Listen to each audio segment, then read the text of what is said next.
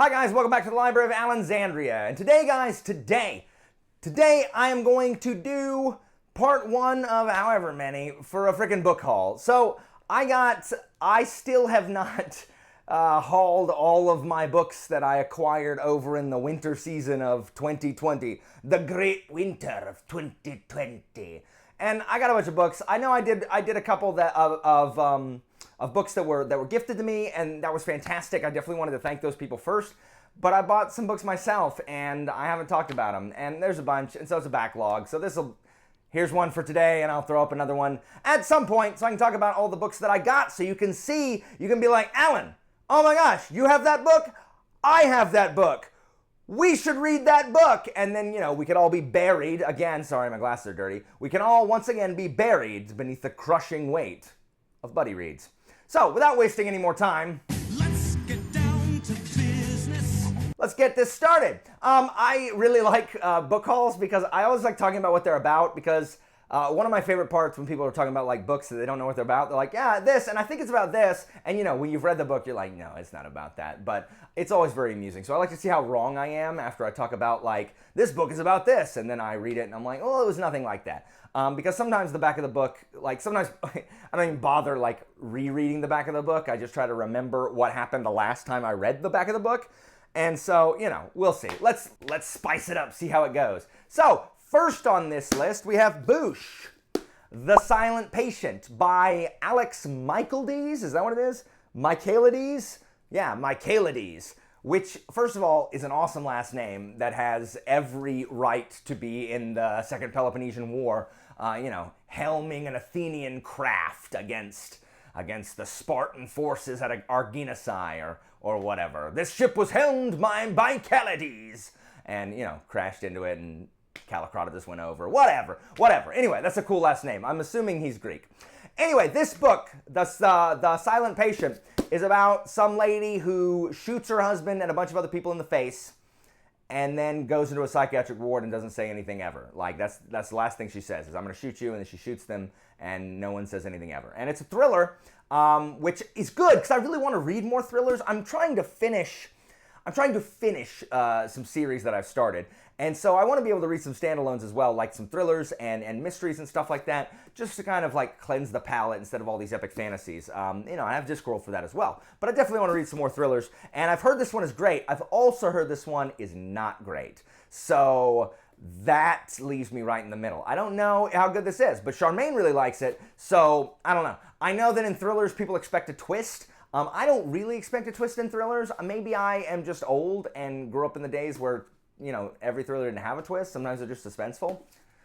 I mean, I don't know if there's a twist or not, but let me know if this is good. I've heard it's good. We'll see. Next, A Crown of Cold Silver by Alex Marshall. So, A Crown for Cold Silver. It is not of Cold Silver. That is not its composition. This book looks freaking cool. The back says, it was all going so nicely, right until the massacre. That's the first sentence of the book. 5 villains, 1 legendary general, a final quest for vengeance. So this is definitely military fantasy. I've thumbed through it. I don't know if the 5 villains are the characters or if the characters are against the 5 villains, but there's nothing but armies on the front. Like, this is freaking military fantasy. I know Joshana has read this one, but then didn't like the second one. I think that's the case. So I don't know, I've never heard anybody talk about this, but it is military fantasy. I mean, the very first page talks about cavalry formations and infantry formations and battle lines, and, that stuff's right up my alley. So I'm actually hoping to get to this one sooner rather than later. But it's just hard to remember like books like these that you haven't heard anybody talk about, but it's definitely on my list to read soon. If you've read this, let me know. And it was actually my wonderful, wonderful friend and patron, Sharon, who gifted me this book. So Sharon, I am super pumped to read this. Next is a book that, a bunch of people have read, Boosh, Elantris by Brandon Sanderson. So I acquired this book because I was going to read it with a couple of my friends, and then I ended up not being able to. This is Sanderson's first published novel. I have heard mixed things about this. I know Angela over at Literature Science Alliance likes this, one of her favorite Sanderson books. But then my buddy Alex, he hates it and thinks it's garbage.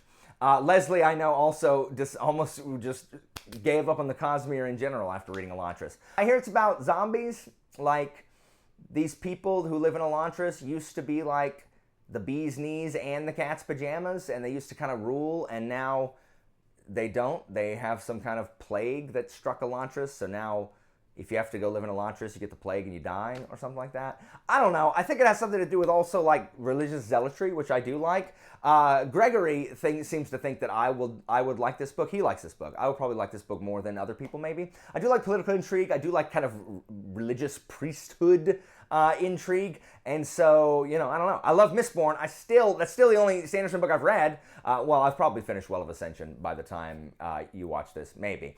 But I definitely am excited to read more Sanderson and delve more into the Cosmere, and so I can sit at the big kids table where all the cool kids are who have read Sanderson, because he's probably the most popular author on BookTube. So, you know, I'll be able to join in those conversations that contain, you know, most of the populace, as opposed to now where I stand outside in the rain and people throw rocks at me. All right, next, Boosh, The 12 Kings in Sherakai by Belle Biv DeVoe. Or Bradley B. Bolu. Bradley B. Bolu. Triple B. BBB. I've had this book for a long time. I was going to do something with it and be like, I've never heard of this book, and I was going to like read it without having, without hearing anything about it or seeing ratings. But then I started seeing people talking about it, and then it's on Petrick's TBR and all of this stuff. This looks really freaking cool. Like, it takes place in a desert place, and I didn't used to like desert locales, really. Back when I played D&D, 2nd edition, I never had I did. I had the Al-Qadim setting, where with like the, you know, the campaign setting and then the monsters from Al-Qadim, which just, you know, reminded, you know, when you're a kid in the 90s, reminded you of Aladdin. And I wasn't super interested in desert locales or desert things, but I am way more interested now since I've read Malazan, and the Seven Cities, the Desert Continent books are really, I like them better than the more European settings. So I don't know what this is about. I think there are 12 evil kings, 12, what are they, silver spears, 12 blade maidens, 12 kings. I don't know. There's 12 kings in Sherakai. It's book 1 of the Song of the Shattered Sand. Yeah, it's been ruled by 12 kings. They're horrible. And Seda, a brave young woman from the West End slum, sorry. A brave young woman from the West End slum, she's going to defy the king's laws, and she's going to go outside on the holy night. And I'm assuming something's going to happen, and, you know, she's going to wreck stuff. So it just looks really cool. I have not heard many people talk about this at all. I have heard, I think Petrick read it and said the characters were boring. Is that the case? Petrick, if that's not the case, I'm sorry. Maybe you haven't gotten to it yet. I heard someone read it and didn't like the characters. I don't remember who. But I'm excited to read it and see what it's about. I really like finding these things that a ton of people haven't read. Like Long Price Quartet is I'm so happy that I discovered it and read it and loved it, and that there are other people who have read it and loved it, and that I found Petrick who had already read it and loved it, because it's just so cool finding those books that, you know, that aren't widely super known or talked about. And even if they're not like well loved by the community itself, if you like it, you can find a little small group and you can all like talk about how much you love it all the time, and that's really cool. I like that a lot. So we'll see. Next, Boosh, Dark Matter by Blake Crouch. So, this, I heard, is like similar to Recursion.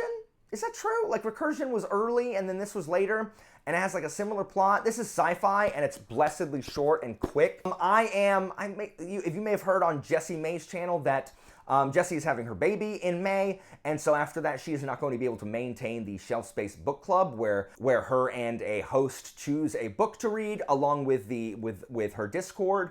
And then there's a live show at the end where they talk about it. I'm going to be taking over those duties in May. And so Leslie over at The Nerdy Narrative is our live show guest for June, and she chose Dark Matter by Blake Crouch. I know she's read some other Blake Crouch, so she's excited to read this. Jessie, this was one of her favorite books she read last year. I know people talk and like love this book. I'm excited to read standalones that are short, that are just really exciting. I don't know anything about it except I think a guy goes to sleep and like wakes up. Oh, a kidnapper knocks him unconscious and he wakes up into a world he has no idea what it is. So that's literally all I know. But everyone talks about how good it is. Don't spoil it for me because I imagine there's some kind of twist or something. But yeah, I'm excited to read kind of things outside of what I normally read, especially if it's fast and short. It was actually Lauren from Paperback Empire that gifted me this book. So Lauren, thank you so much. I'm so pumped to read this. Next on the list is another Blake Crouch book, Boosh, Pines. And this is the first book of his, I think it's the first book of his Pines trilogy, a Wayward Pines trilogy. And I know Michael Knipp loves and swears by this trilogy. It's just an easy read that you can tear through, and it's just like a cool mystery about Wayward Pines, Idaho, which is a small town, and a Secret Service agent arrives and ends up in the hospital and comes to, like, apparently a lot of people get beat up and then wake up and, you know, don't know where they are in Blake Crouch books, because that seems like what this is as well. But Michael Knipp loves it. I think Leslie has read the first two and also loves it, so I'm excited to read this as well. Again, short books. Oh, big old print. It's like not even 300 pages. Fantastic. Next, we have another thriller, Boosh, The Whisper Man by Alex North. There are a lot of these books written by some guy named Alex. So The Whisper Man, I think, is about some serial killer named the Whisper Man. Is that true? Sure. There's a serial killer nicknamed the Whisper Man, and then all of a sudden, Whisper Man stuff starts happening, and people think that, oh no, is the Whisper Man out of jail? Or is it a copycat? Or is the Whisper Man, like, who knows? Who knows? Is he a ghost? I don't know. I've also heard good things about this, and I've also heard bad things about this. I think people like this more than they like The Shadows, which I think is the North's next book. But again, I've heard mixed things. And I think you're probably always going to hear mixed things on thrillers, because I think some thrillers work for some people, and then thrillers don't work for some people. And I think it's probably just going to be the way it is, even more so than just like, you know, general fantasy books. So I think thrillers are just super polarizing, so we'll see. But again, I have all these thrillers, and I really want to read some of them. Man, just talking about them, this is another reason I'm doing this. Talking about them, like, gets them fresh in my mind, and I can think about them and be like, oh, I gotta read this, I gotta read it. Next, Boosh, Guns of the Dawn by Adrian Tchaikovsky. So, you probably know Tchaikovsky from his Children of Time book, followed by Children of something else, but Children of Time with the big old spiders. But this man has written a ton. Like, I have the first book of his Empire of Black and Gold, of his, like, it's like Bug People series, like a 10-book series of, like, bug people with bug powers. It's weird. Is he an entomologist? Does anybody know? Like, did he study bugs? Is he the Gil Grissom of the science fiction fantasy world? Anyway, I discovered this book when we'd read Promise of Blood for Shelf Space back in December, and a bunch of people, myself included, were kind of disappointed by Promise of Blood, which really makes me sad, because it was a lot of people's first foray into the subgenre of flintlock fantasy, which is fantasy with kind of that kind of musket technology, Napoleonic era technology, like muskets and pistols and cannons, but it's still a fantasy world. And so they had asked me to recommend other ones, but really the only other flintlock fantasy I've read have been the Shadow campaigns by Django Wexler, which I think are fantastic. And so we looked up some, and Kevin the Undying, because he's read all of the books that were, are, and ever will be, and he recommended this and a couple others. And so, looking at the cover and reading the description, there were several of us who decided in May to kind of buddy read this book. My friend on Discord, Angela, who just finished the Greatcoat series and loved it because she is amazing. So she is definitely one of the ones I'm going to be reading this with. Just let me read you the back. This is probably the book I'm most excited to read in the next few months, is this book right here. So the first casualty of war is truth. First, Denland's revolutionaries assassinated their king, launching a wave of bloodshed after generations of peace. Next, they clashed with Lascan, their royal neighbor, pitching war machines against warlocks in a fiercely fought conflict. Genteel Emily Marshwick watched as the hostilities stole her family's young men. But then came the call for yet more Lascan soldiers in a ravid kingdom with none left to give. Emily must join the ranks of conscripted women and march toward the front lines. With barely enough training to hold a musket, Emily braves the savage reality of warfare. But she begins to doubt her country's cause, and those doubts become critical, for her choices will determine her own future and that of two nations locked in battle. And this is a standalone, and it sounds freaking awesome. I'm probably going to read that whole thing again on my May TBR when I actually do that video, but who cares, because this sounds freaking awesome. So I am super excited to read this. How long is it? Oh, well, 650 pages, but This sounds awesome. Standalone, Flintlock Fantasy, and hopefully I love it so I have another Flintlock Fantasy in the chamber to recommend to people. Next, Boosh, Andy Weir, The Martian. So pretty much everyone who's read this says they love it. They says it's really easy to read, it goes super fast, it's super good. I've never seen the movie with Matt Damon. I know Leslie loved this last year, Jesse loves this. Pretty much everybody who's read it has told me to read it because it's just really, really good. I've never read anything by Andy Weir. I think this is people's favorite. I know he's read some other stuff too, but I think this is people's favorite of his. So yeah, again, another standalone, another easy read, another sci-fi which I need to read more of. I think this is about a guy whose mission leaves him stranded on Mars, and he has to kind of like grow crops and, you know, be alive in Mars. I don't know if he's waiting to be rescued or just trying to eke out an existence on Mars. Who friggin' knows? So I'm pumped to read this at some point as well. So next on the list is Boosh, Perdido Street Station by China Mayville. Is that how you say it? I always want to say Melville, like he's related to Herman, but he is not. So this book was a gift to me from Darth Andy. He had just read it and really, really liked it. And guys, I flipped through this. This book is freaking weird. That's what I hear that about all Mayville's books, that they're all really, really weird, and that he is, you know, a $5 wordsmith. But it just seems really, really cool and really bizarre and just really different than most of the things that I read. Beneath the towering bleached ribs of a dead ancient beast lies New Crobazone, a squalid city where humans, remades, and arcane races live in perpetual fear of Parliament and its brutal militias. Like, what? Like, it's a city built under the ribs of a dead beast? Man, I don't even know what this is about. Anyway, he says it's super good. I'm super excited to read it. I don't know when I'm going to get to this, but I really also like that it's deckled edges, but also really kind of like floppy. So I'm pumped to read this. Have you read this book? Have you guys read this book? Is it as bizarre as I think it is? Like, do y'all like it the way Darth Andy likes it? Just let me know. Like, this is going to be unlike anything I ever read, like, I'm pretty sure. Next we have Boosh, The Emperor's Blades by Brian Staveley. So this is book one of the Unhewn Throne trilogy, and Petrick speaks super, super highly of all of Staveley's books. And I really like the conceit of these kinds of books where the Emperor's been killed and his 3 children, 1 daughter and 2 sons, are kind of scattered to the 4 winds, and they all do something different. Like, they all have a different, they all have like different walks of life, and they kind of have to come together and, you know, deal with the fact that their dad, the Emperor, is dead. And I know for a fact that there are freaking bird mounts. Like, there are bird riders, like, you know, griffin, they're not griffins, but what are they called? Like, they're called like kestrels, something like that? Yeah, kestrels, like elite soldiers that ride these giant birds. I have heard really, really good things about this from Petrick. Anyway, I'm excited to read this. I got this one, and I planned on reading it soon after I got it, and then I just lost track and was not able to read it yet. But this is definitely high up on my pool of books that I want to read soon. Next, we have Boosh, Crimson Campaign, and the Autumn Republic, books 2 and 3 of the Powder Mage trilogy by Brian McClellan. So this one was a gift from Lyra at LyraBat. Thank you so much. I think it was a gift for my birthday. Thank you very much.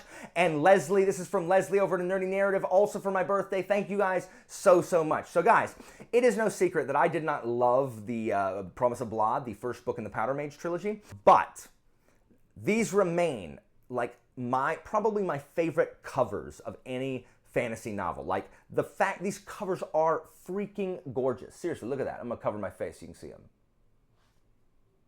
There you go. Look at those covers. Oh my gosh. They're so gorgeous.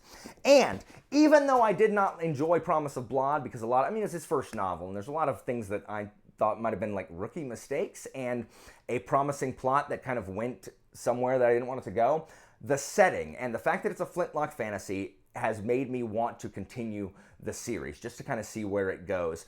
Especially considering that I have heard that his short stories that are set in the same world are even better, and then the second trilogy set in the same world is even better than these. So I need to finish these first, because I am willing to, I'm willing to stick with a lot for the promise of something. It just sounds so freaking interesting, the setting and everything. So yeah, I'm definitely gonna read these so that I can get to Boosh, Sins of Empire by Brian McClellan. This is book 1 of the Gods of Blood and Powder trilogy, his second trilogy, and this was a gift by Kristen at Red Red Wine for my birthday. Thank you so much. And I don't know what this is about because I don't want to read the back. You know how you don't want to read the back of a second trilogy before you've read the end of the first trilogy because it gives stuff away, so I have no idea what this is about. But it is set in the Powder Mage world, and I have heard that second trilogy is better than the first one, and again, still a gorgeous cover. I mean, it doesn't have the really photorealistic like painting, but still a really, really pretty cover. Look, see? Look at that. Very cool. So I'm pumped. I'm excited to read these. I don't know when I'm going to get to them, but I am going to try to finish them. It's just hard because I didn't love Promise of Blood, but I do definitely want to finish this series. Guys, there just isn't enough Flintlock fantasy. Guys, if you're a writer out there, write some more Flintlock fantasy, please. I will read it. I will read it and say it's really good. I will. Okay, and these last few are all in kind of like a series. So first to show you, I have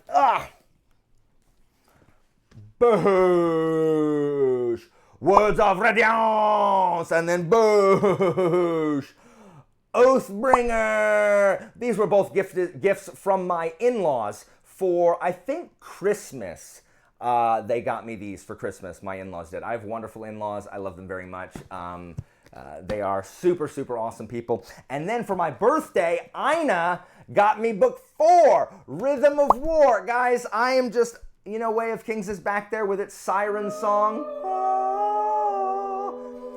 The day is coming soon, ladies and gentlemen, where I am going to start Stormlight, because I know everybody wants me to, so that everyone can, you know, like, you're like all holding your approval back from me. You're like, you know what, I like the cut of that guy's jib, but if he's not a Stormlight fan, we're gonna run him out of town on a rail. So we'll see, but I am really excited to read them. These hardbacks are gorgeous. I know I don't generally like hardbacks, but I got these. If I'm going to read Stormlight, I'm going to probably catch up. I'm definitely going to catch up before he finishes the series. And so I don't want to have some paperbacks and then when I catch up, just have hardbacks. So I just figured I'd get them hardbacks to start with if I'm going to read the whole series. So we'll see.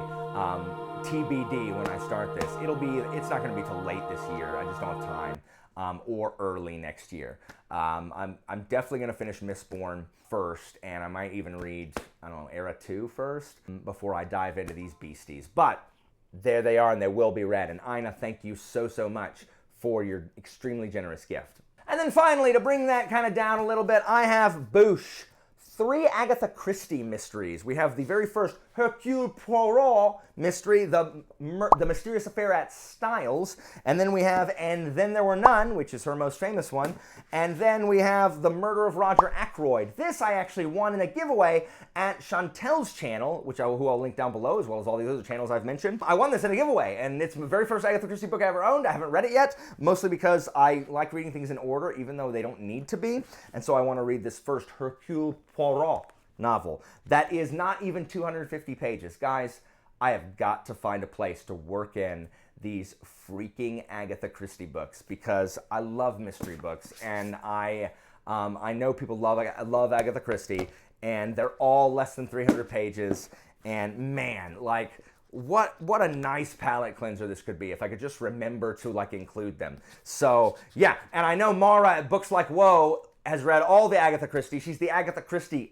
guru, and I want to be an Agatha Christie guru as well, or at least an Agatha Christie neophyte, or, you know, journeyman, or, I don't know, page boy, something. I want to be an Agatha Christie. I want to be Agatha Christie adjacent. So look at these. Look at these. I like this little font. This one is not floppy like this one, even though it's in the same font.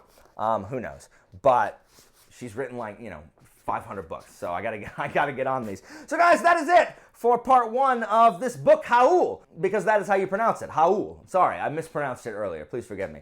That's it for this book, Howl. I'll be back as I'm able for the other books that I've acquired. Have you read any of these? If you have, tell me which ones I needs prioritize. Which are your favorites of the ones that I mentioned? Guys, I know it's Stormlight. I know it's Stormlight. But if it's not Stormlight, which other ones should I prioritize? Because, guys, these all sound freaking good. Like, I just want to stop what I'm doing and read all the ones that I just talked to you guys about. Anyway, that is all for me for today. As always, information about my Discord and Patreon is down in the description, and I will see you next time, guys. you.